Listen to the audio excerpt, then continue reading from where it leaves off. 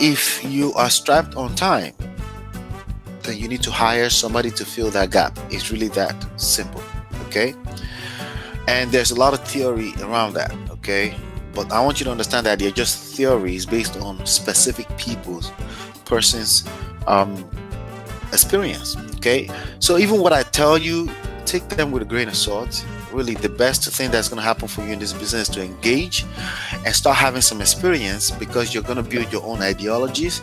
You're going to build your own concepts that works for you, but probably didn't work for me. Driving for dollars may work for you. It doesn't work for me. I don't teach it because naturally I don't teach stuff I've never done before. Have I been driven before and I see a sign on the side of the road, either for rent or for sale by owner? Of course, I take them down. But I don't deliberately leave my house to go drive for dollars. It's just not a strategy that I believe I'm attracted to. Now, there are people out there that swear by it, that's how they close their deals. Kudos to them. Okay. I think all marketing strategies work if you can do it consistently. Bottom line, if you cannot do it consistently, you will quit before you get to making money. Does that make sense? So you need to find a strategy that you know you're attracted to, that you know makes sense to you, that you can do repeatedly over and over. More importantly, you can have other people do it for you. Okay.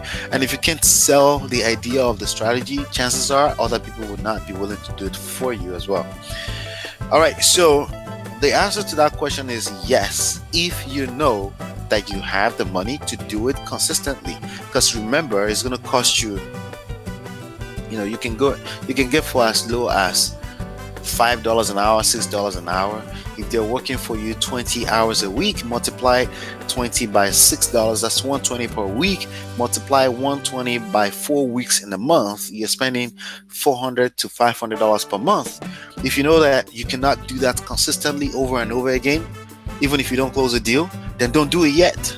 Okay, that's very, very simply the answer. Okay, if you know that you are making enough income at your job and you can afford to build $1 million business with $400 to $500 a month, a month, plus a few $100s in data and that they will be calling and things like that. If you think that's worth it, then do it.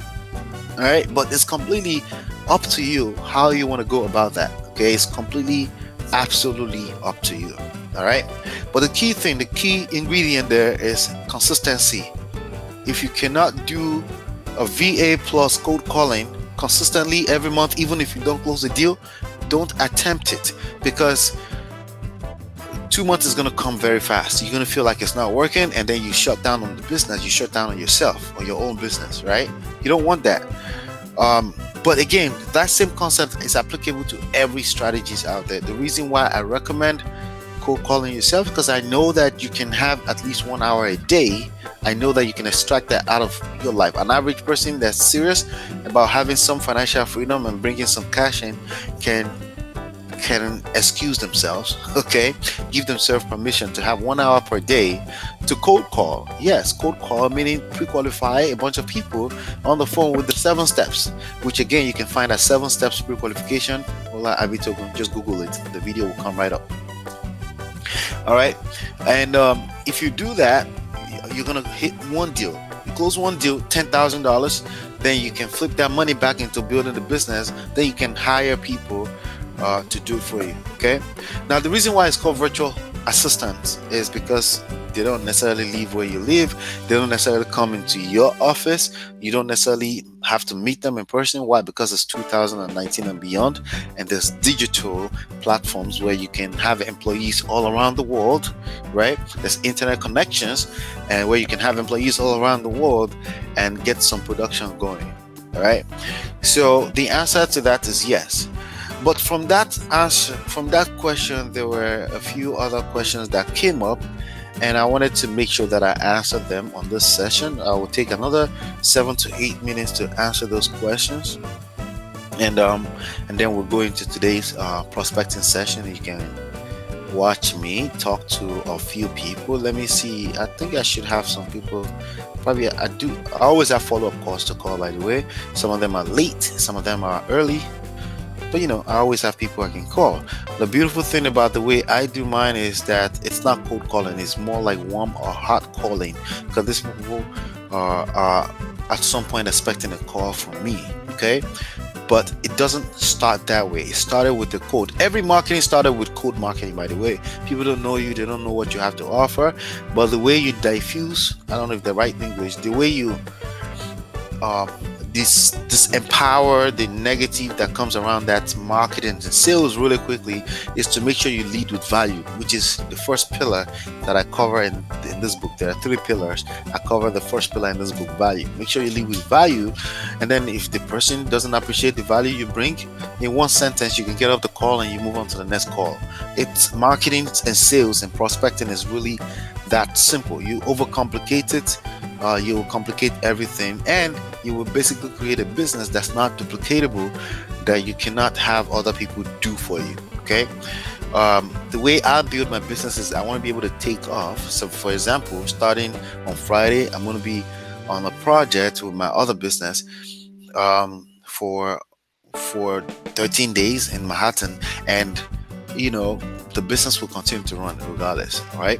So, and that's how I like to build my businesses. I want that freedom primarily before money. I want freedom primarily before money. So freedom always. So if not having money costs me to not have freedom, then I have a problem with that too as well. Just so you know. So I'm not saying I don't want money. I'm just saying freedom first, then money, right? Provided lack of money does not take away my freedom. All right. So that's why we build a business, so we can produce income as well too, because we want the freedom that's also attached to that, not just freedom. Okay. All right. So now let's get into the question. First question: hiring virtual assistant to do your real estate cold callings requires the wisdom I'm sharing in these videos. I hope you're getting some wisdom from this. You will discover a few pointers that can cost you serious money in the long run. All right, so let me share a few of those with you right now. Okay, we made some mistakes earlier on, okay, by way of my brother, who's my business partner, and the mistake basically is we didn't think it through properly when we started hiring virtual assistants. Basically, we were looking for a cookie cutter, ready-made virtual assistants. The truth of the matter is that they don't exist. Okay, so just like any business, right? Or any company you've ever worked for, they hired you because you had some things on your resume. Yes, they hire you because of that. My mouth's a little dry. Sorry about that. They hired you because you had some things on your resume, you had some experience, or you have some educational background, or it depends on the position, of course, right? But they saw some qualities in you that made them feel you're fit for the job, right? But they still had to train you. They still had to put you on some kind of probation, maybe first 3 months, 90 days, and then they still have to watch you. Then they had to do review, right? And then after review, sometimes with your review after a year, they give you a raise, right? Or they give you some kind of accolades. I can't move stuff around right now. There's I wonder where my globe is. I can't find it. Yeah, they say oh, it's right here. Let me show you something real quick. All right. So I used to work for FedEx, right? Years ago. I worked between 1999 and 2006. 2006 was when I quit because I was making good money after a year in real estate. My first deal closed in 2005, if you know my story, right? This is one of the stuff I got from FedEx back then. I was looking for it, see? I don't know if you can read that. But yeah, they presented that to me after they did a review, whatever. They had like some kind of contest going on. They do that for employees, to make you feel a little bit inspired, and but basically there's a lot that I learned from that job. I was there for 7 years, 1999 to 2006. There's a lot that I learned from FedEx as a driver, a delivery career. I was doing that part-time when I was in college. There's a lot that I learned that I brought to business, but sometimes you have to get burnt a little bit to remember some of the knowledge that you know. Okay, so what's the point of all that I just shared with you? When you're hiring people, don't expect them to be a ready-made. You have to train people, right? You find a few qualities, a few questions, you answer them, you make sure they can speak the language you want them to speak. If it's Spanish, if it's French, if it's English, English. They can speak, they can communicate. You want to make sure of that. You ask a few buzzer questions, which I will do that on another video, but you want to bring that down to a science as much as possible. Ask 4 to 5 questions that basically you just want them to be able to comprehend what you ask them and explain that in simple layman language that anybody can understand them, right? But basically, you want to make sure they have a little bit of qualities, communication skills as well. You want to make sure they can use a simple Excel sheet, spreadsheet, Microsoft Word, and simple email. They can send email, of course, right? So, but typically, the people that will respond to you over the internet will be able to do those things. So, half of the job is done. But the key thing is you want to make sure that they have a simple few qualities, basic skills, right? But after that, don't expect that they will start making the calls and they're doing the right thing right away. It's not going to happen that way. You have to train people.